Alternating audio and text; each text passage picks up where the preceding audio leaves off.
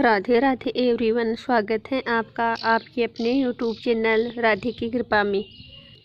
आज मैं आपको मेरे इस वीडियो में बताऊंगी कि श्री राम जी को वनवास के समय किन किन स्थानों की यात्रा की थी।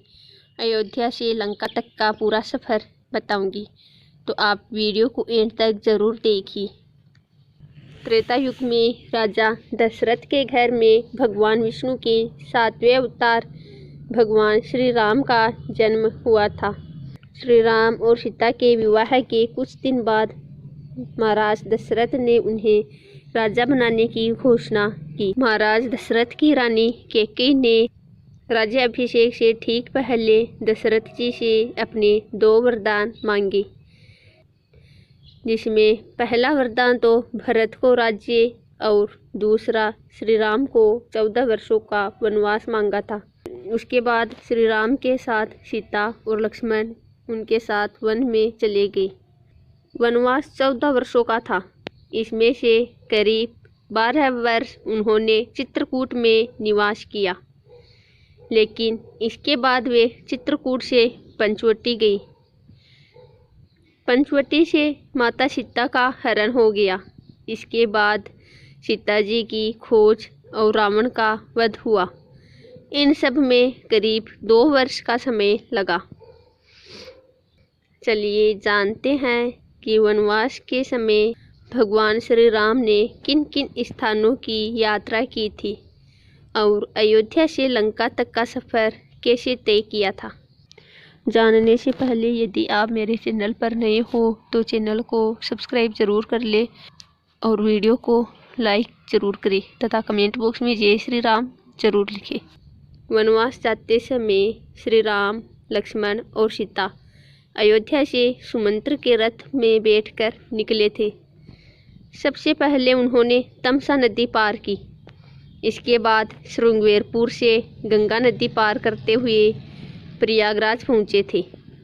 प्रयागराज से आगे बढ़ते हुए वे यमुना नदी पार करते हुए वाल्मीकि आश्रम में पहुँचे। इसके बाद वे चित्रकूट पहुँचे। अयोध्या से चित्रकूट की दूरी करीब 270 किलोमीटर है। इस यात्रा में करीब 140 किलोमीटर की यात्रा सुमंत्र के साथ रथ में की थी और इसके बाद पैदल चलकर चित्रकूट पहुँचे। चित्रकूट से अमरकंटक। श्री राम, लक्ष्मण और सीता ने करीब 12 वर्ष चित्रकूट में ही निवास किया था। चित्रकूट के बाद ये तीनों अनुसुईया के आश्रम में पहुँचे। यहाँ से टिकरिया, सरभंगा आश्रम, सुतीक्ष्ण आश्रम, अमरपाटन, गौरसरी घाट, मार्कंडेय आश्रम, सारंगपुर होते हुए अमरकंटक पहुँचे थे। चित्रकूट से अमरकंटक की यात्रा करीब 380 किलोमीटर की थी। अमरकंटक से पंचवटी तक की यात्रा। अमरकंटक के बाद भगवान श्री राम, लक्ष्मण और सीता जी के साथ पंचवटी की ओर चले थे।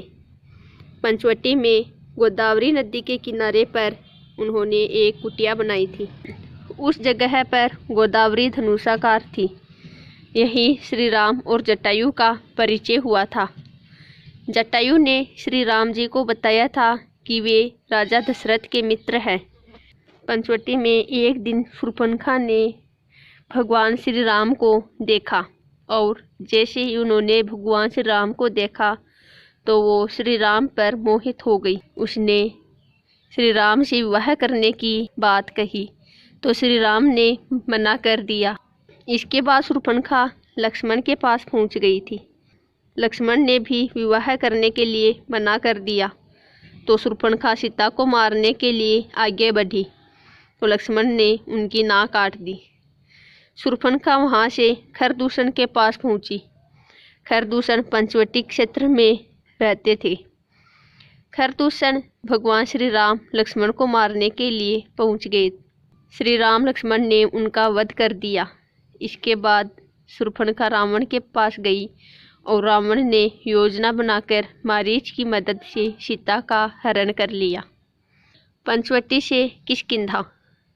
सीता हरण के बाद जटायु ने उन्हें रावण के बारे में बताया तो श्री राम पंचवटी से दक्षिण दिशा की ओर बढ़ने लगे। पंचवटी से करीब 1255 किलोमीटर की यात्रा करने के बाद श्री राम दक्षिणी दिशा में किष्किंधा पहुंच गए। उस समय किष्किंधा रामेश्वरम से करीब 25 किलोमीटर दूर ऋष्यमुख पर्वत पर थी। वहां पर हनुमान जी का श्री राम से पहली बार मुलाकात हुई। तब हनुमान जी ने श्री राम से पूछा कि आप पंपा नदी के किनारे क्यों घूम रहे हैं। वर्तमान में पंपा नदी सबरी आश्रम में अयप्पा स्वामी मंदिर से करीब 4-5 किलोमीटर दूर है। किष्किंधा से लंका।